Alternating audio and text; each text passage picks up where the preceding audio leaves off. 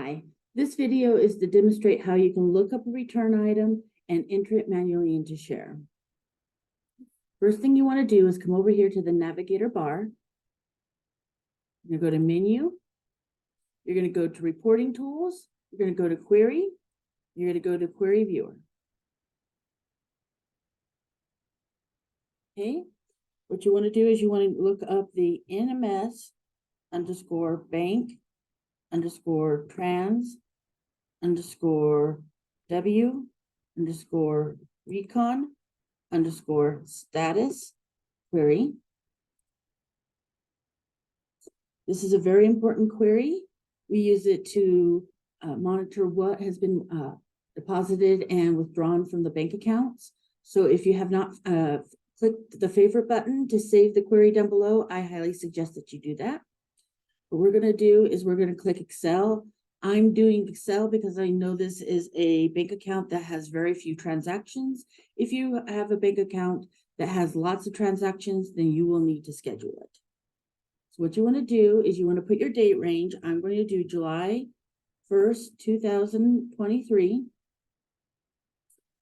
to July 31st, 2023. The bank will always be WFB 10. I'll make this bigger so maybe you can see it better.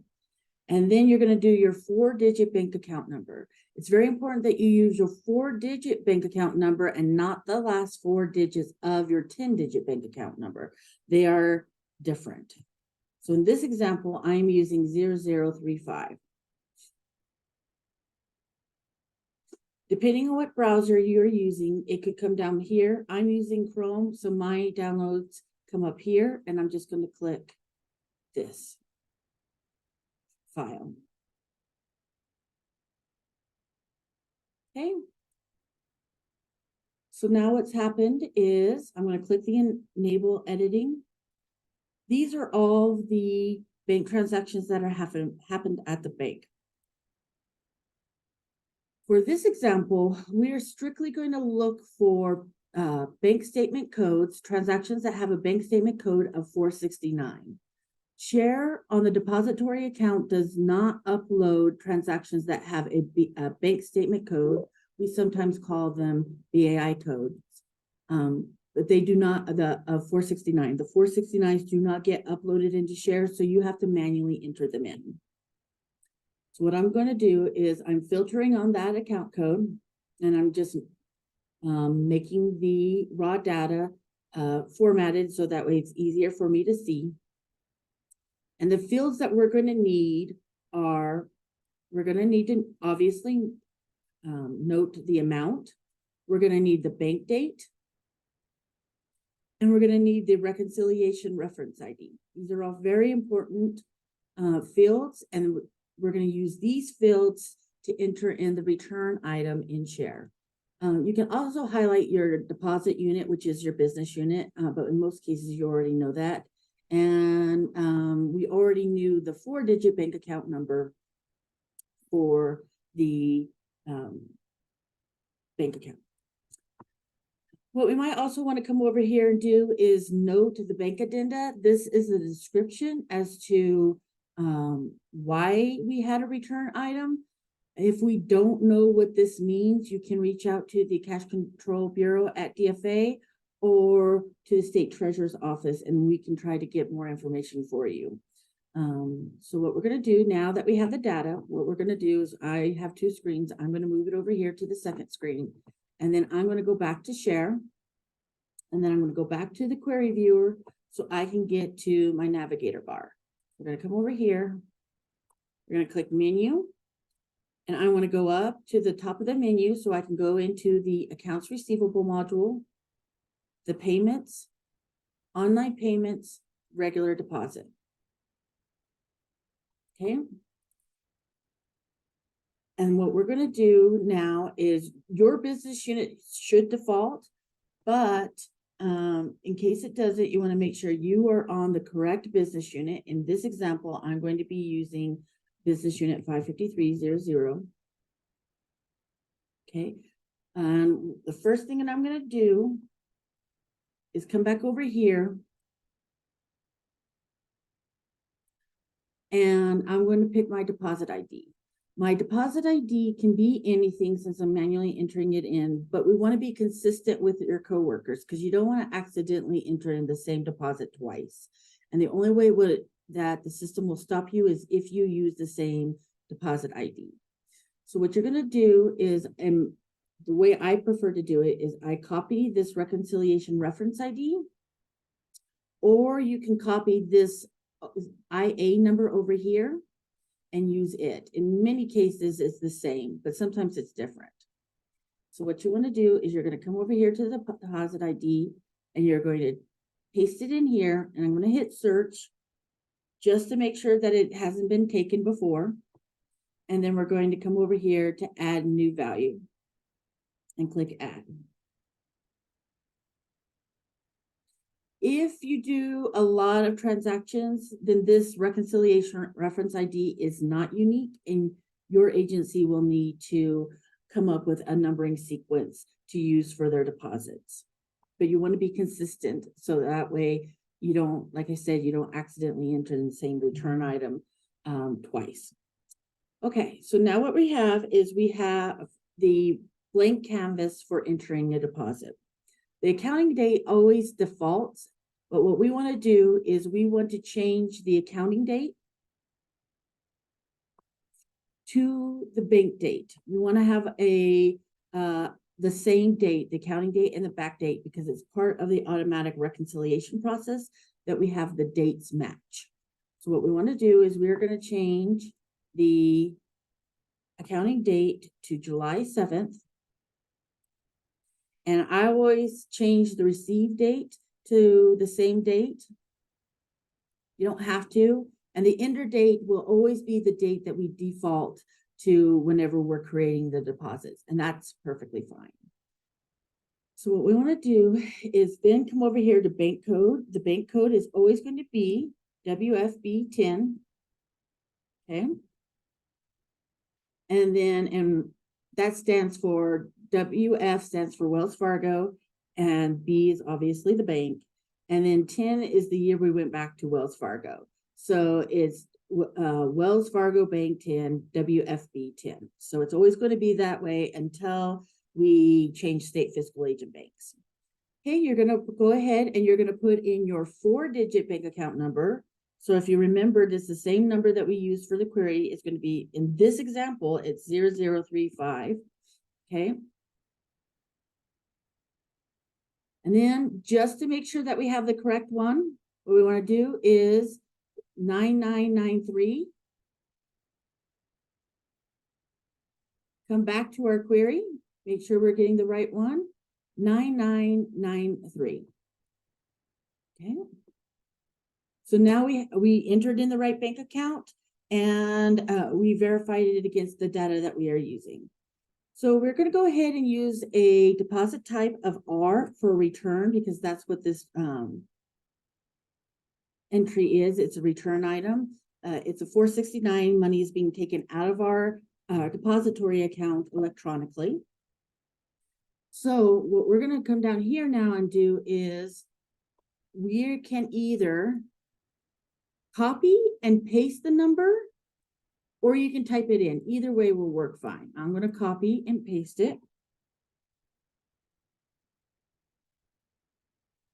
Since this is a return item, money is coming out of our bank account, we're going to be doing a negative, and it's going to be account 1. If you're an agency has a lot of return items, you can try to do multiple, where you do add all your return items up here on the control tab, total amount, and you have multiple counts, and then you would do over here on the payment ID, you would do multiple payment IDs like the deposits. I highly suggest that you do not do that, because you can mess up the entire deposit, and then you just locked up however many you try to put on one deposit. It's just easier to do a one-to-one relationship like I'm going to show you here. So now that we have a control total here and we have a count, you can see that the difference is between what has been entered and what the difference is negative $26,156.48, and there's no count. So what we're going to do is we're going to come over here to the payment ID, payments. And on the payment ID, we're going to always use this reconciliation reference ID. It's extremely important that you use this reconciliation reference ID because this is part of the reconciliation process that it's in Share and that it's run every single morning. If this number is not there, then it will not automatically reconcile. And then somebody at State Treasurer's Office is going to have to go in and manually reconcile it. So we want to try to mitigate that as much as possible. Then the amount is going to be here on your raw data. You're going to come over here. You can type it in or you can copy and paste. I'm going to copy and paste it. Okay. And then my accounting date, because I changed it on the top screen, on the total screen, I changed it here. It should default to here. But we want to make sure that this date equals the bank date because this is actually the most important date right here, not the one on the total screen. This is the date that it's going to post to the GL. So we want to make sure that it matches. Okay. And what we're going to do is we're going to now click the Journal Directly box. And then we're going to go ahead and we're going to hit save. Okay. And if we come back over here on the total screen, you can now see that the control total and the entered amount equals 0 and that there is no difference. For this training purposes, I'm going to go ahead and I'm going to type in a 0 amount right here. I'm going to click save. If you come back to the totals, see now how we have a 8 cents difference. Anytime you manually enter in a deposit, you should come back to this total screen and make sure that the difference is 0 because it won't let you go over to the direct entry screen and move forward in the process until this balance equals 0. So if you get that error, what you can do, and actually I can even do it here, and come over here to payments, direct journal payments, direct journal accounting string. Because I went directly from the regular entry screen here, this is what it took my deposit ID number here. See that there's no matching values were found. It won't let me go any further because it's not equal to 0. So what you want to do is then go back to the regular entry screen, payments, online payments, regular deposit. And then you can come back here and look and you're like, oh, okay. And then you just update it. And then you click save. And now you're all balanced. So if you ever get that error message, every once in a while, we'll get calls about that. The first thing you should do is go back and see and make sure that your difference amount is 0. Okay. So now that we've created the deposit in Share, what we're going to do is we're going to go and we're going to work it. You're going to come over here to menu. We're going to come over here to payments. We're going to come over here to direct journal payments, direct journal accounting entries. And like I said before, because I went directly from the regular deposit screen over here to the create accounting entry screen, it copied my deposit ID there. So what you can do if you want to just zero it out, and if you have multiple items that are outstanding, you can click search and it will bring you directly into there. Okay, so now that we have it, we're going to go ahead and we're going to put into the accounting. In this example, we're going to put it to suspense because the original transaction that came in fiscal year 23. And now the money has been taken back. So what we're going to do is we're going to put it to suspense, and then we're going to figure out what we need to do to set up the accounting properly, so that way we can properly cross fiscal years. So right down here, the align amount. In many cases, it's going to be a one-to-one relationship, so the accounting string is going to be exactly the same. So you can go ahead and you could put 26, 156, 48. This is the total amount of your deposit right here. And what you're going to do is the sum of all the lines that you do needs to add up to this 26,156.48, but obviously in the opposite sign, because you're going to have your debits and credits. Right now, this is going to be the credit that is going to be crediting your claims on cash, and then this is going to be your debit, depending on where you're posting it to. So you can come over here, and what we're going to do is we're going to put it to the original fund that the transaction was posted to. Oops, I typed that in wrong. My apologies.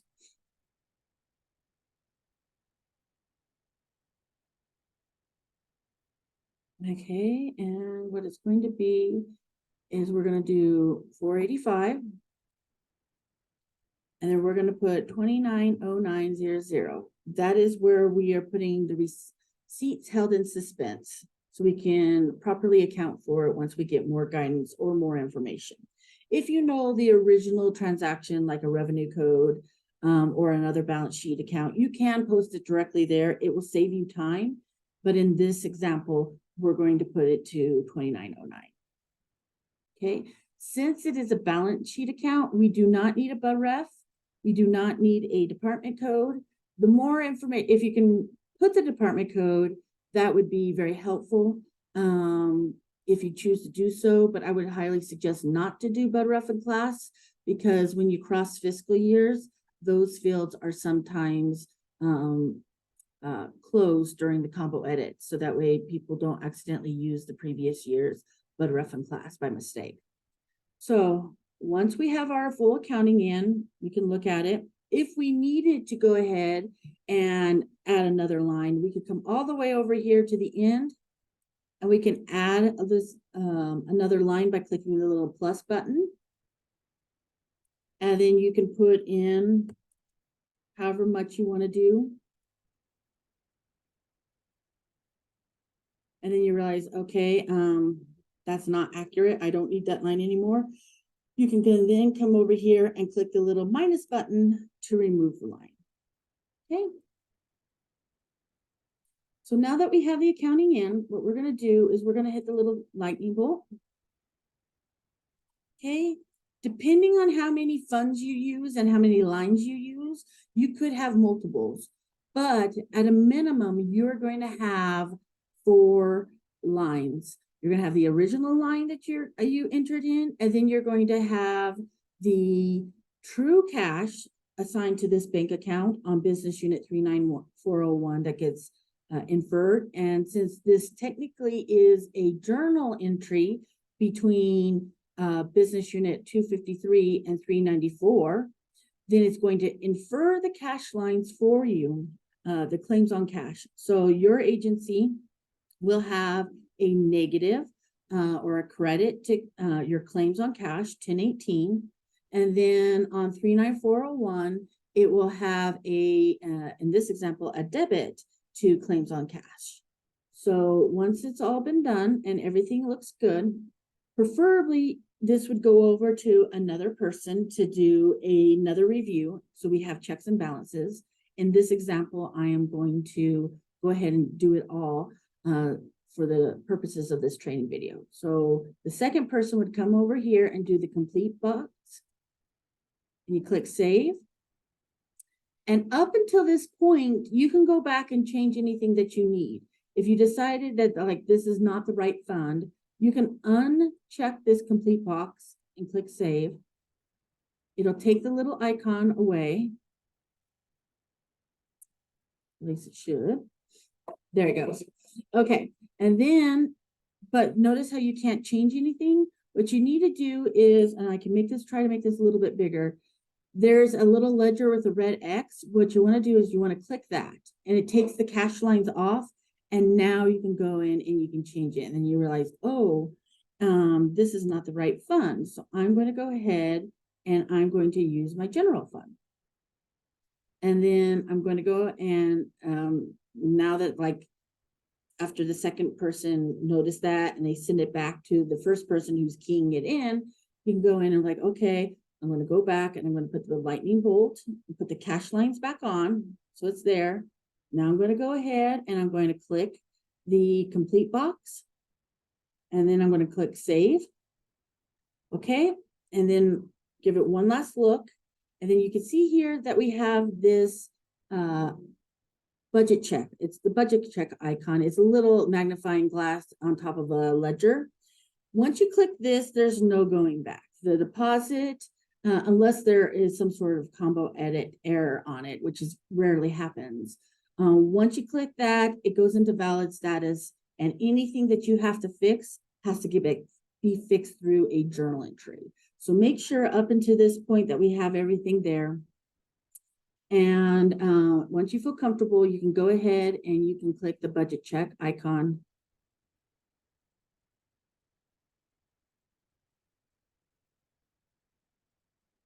And it's thinking. Okay, and now you can see here that the budget status is valid. So now what's doing is it's sitting there on the table, and then overnight the journal generator will come in and pick up the entry, and it will create a journal entry, and it'll post it to the general ledger overnight, and it'll appear on your GL as a DJ journal. So I hope this video was helpful, and have a good day. Thank you.